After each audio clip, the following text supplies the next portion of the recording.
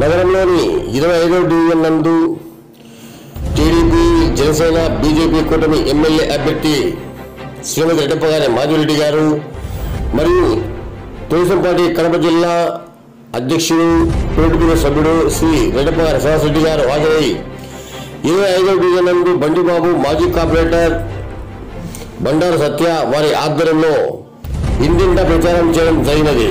ఈ కార్యక్రమంలో పాల్గొన్న Balashetty Hariprasad, Timmadi Srinivasulu, Muggurala Amarappa Murthy, Balakrishna, BJP Chalapathi, Gopishetty Nagaraju, Durgaprasad, Kommineni Venkatasubbaiah, Jagannatharao, Rayaman Raviteja, lawyer Gautam, Tunga Ramanaiah, Ranjith Sai, Mahesh, Channamsetty Muralikrishna, Ramachandraiah, CI Srinivasulu, SI Ramaiah, Kumar, Sekhar, Vemula, Neela Balakrishnadev, Devugadapa Subbaiah, Devugadapa Chandramohan Reddy, Bandi Prasad, Bandi Kumar, Sai Charan, Murugadi Rajasekhar, Telugu Desam party నగర మహిళా అధ్యక్షులు సునీతారాయల్ మరియు బలిగ్రస్తులకు అందరికీ 25వ డివిజన్ బంధుమిత్రులకు, నాయకులకు అందరికీ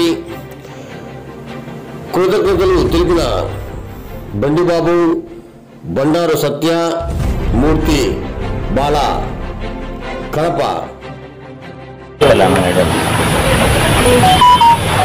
ఈరోజు కడప నగరం బాలాజీపేట 25వ డివిజన్ నందు తెలుగుదేశం పార్టీ అభ్యర్థి మాధవిరెడ్డి గారు పాల్గొనడం జరిగింది.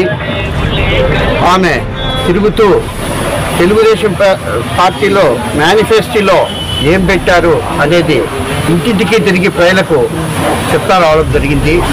మహిళలకు మంచి పథకాలు ఉన్నాయి, నిరుద్యోగులకు మంచి పథకాలు ఉన్నాయని చెప్పడం జరిగింది. మహిళలకు 3 సిలిండర్లు కూడా ఫ్రీగా ఇవ్వడం జరుగుతుంది.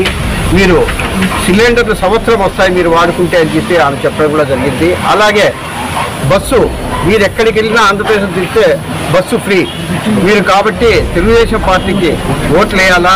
అలాగే నిరుద్యోగులకు మీకు నిరుద్యోగ వృత్తి ఇస్తాం. ఎందువల్ల ఇస్తామంటే ఇప్పుడు ఈ జగన్ ప్రభుత్వం వచ్చిన తర్వాత బాగా వ్యాపారాలు చేసుకునే వాళ్ళు, కాంట్రాక్ట్ చేసుకునే వాళ్ళే రోడ్లు పడిపోయినారు.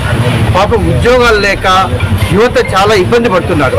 కాబట్టి వాళ్ళు ఏదన్నా రేపు ఉద్యోగాలకు కానీ ఎక్కడికైనా అప్లికేషన్ పెట్టుకోవాలని చేయాలని ఇంట్లో అడగాలంటే వాళ్ళు కూడా చిరుతనంగా ఉంటుంది. కాబట్టి 3,000 రూపాయలు నిరుద్యోగ వృత్తి. ఎందుకంటే వాళ్ళు ఏదన్నా జాబ్కు చేయాలన్నా, డీడీలు తీయాలన్నా కూడా వాళ్ళు ఇది పనికొస్తారనే ఉద్దేశంతో చేశాడు చంద్రబాబు నాయుడు. ఈ జగన్ ప్రభుత్వం ఏం చేస్తుంటే ప్రజలను మోసం చేసింది. ఎందువల్లంటే ప్రతి ఒక్కటి రేట్లు పెంచింది, విద్యుత్ రేట్లు పెంచేసింది. తర్వాత ఇండ్ల బాడిగలు, ఇండ్ల పన్నులు విపరీతంగా పెంచింది.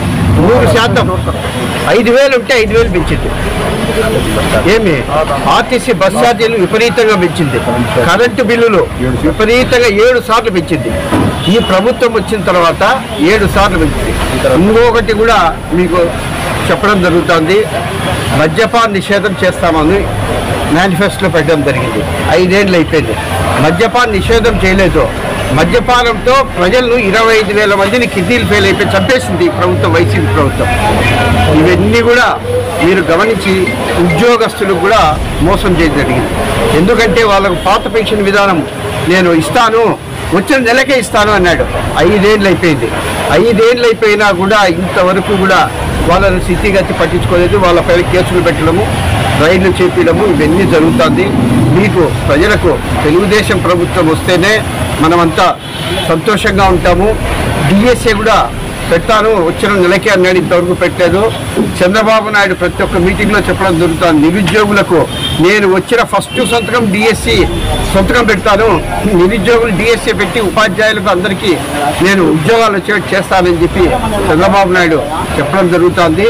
కాబట్టి మనమంతా తెలుగుదేశం పార్టీకి ఓటేసి తెలుగుదేశం పార్టీ అభ్యర్థి మాధవిరెడ్డి గారిని, ఎంపీ అభ్యర్థి రూపేష్ రెడ్డి గారిని అత్యధిక మెజారిటీతో మనం గెలిపించాలని చెప్పి మా 25వ డివిజన్ ప్రజలకు, పాల్గొన్న ప్రజలకు, కార్యకర్తలకు, మా బంధువులకు అందరికీ హృదయపూర్వక అభినందనలు తెలుపుకుంటున్నాను.